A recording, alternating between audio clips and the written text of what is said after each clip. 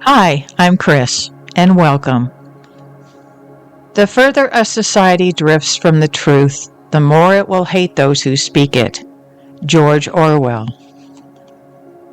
But what if instead of fearing that drift, we let it remind us how vital truth really is, not as rebellion, but as a return?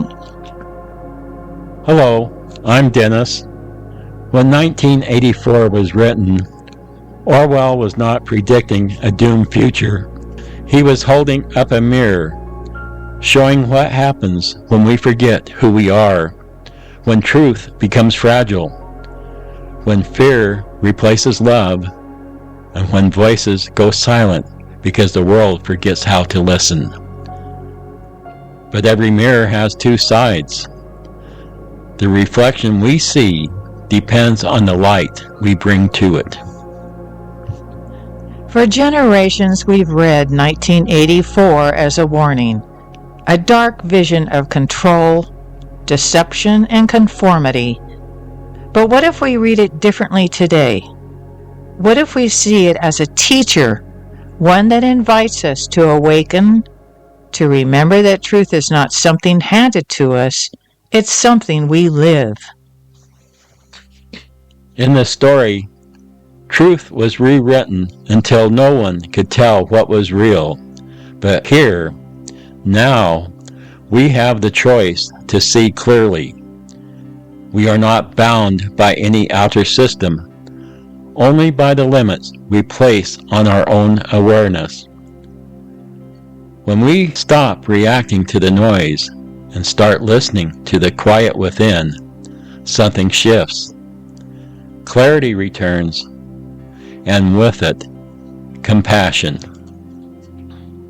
This is the heart of awakening, not resisting darkness, but remembering light.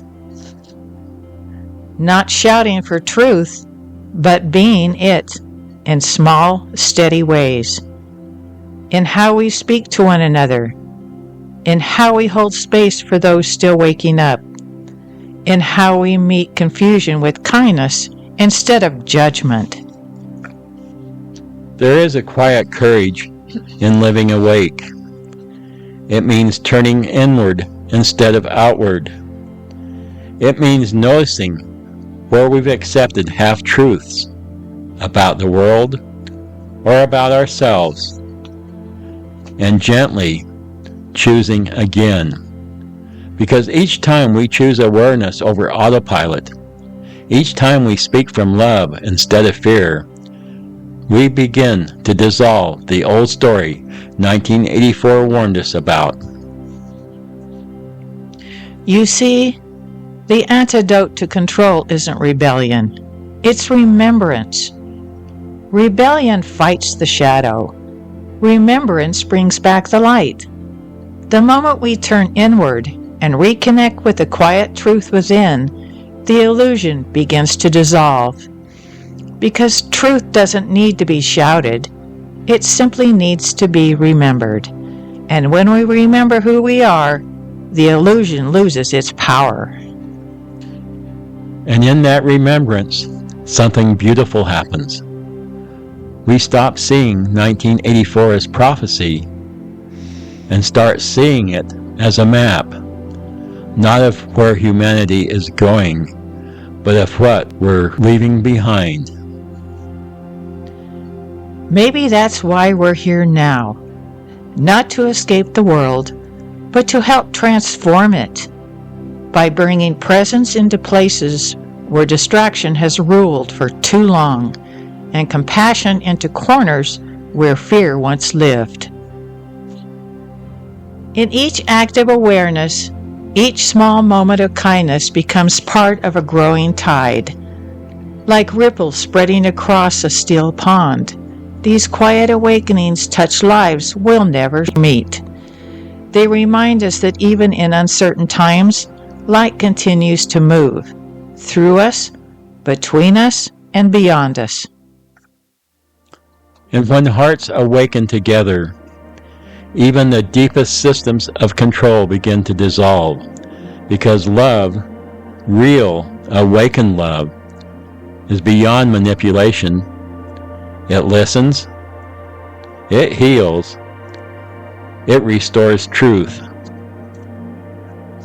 So take a breath. Let the noise of the outer world fall away. What truth is asking to be remembered within you? What illusion is ready to be released? In the stillness, listen, because awakening begins not with resistance, but with awareness. Each time we choose empathy over fear, we rewrite the story 1984 began and awaken a new chapter for humanity. If this message resonates with you, we'd love for you to follow the podcast and walk the path with us.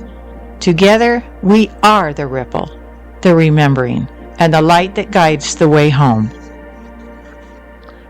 Before you go, take a few minutes to reflect.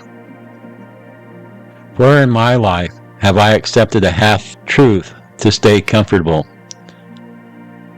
How can awareness become my quiet act of love? And what would a world built on awakened compassion look like?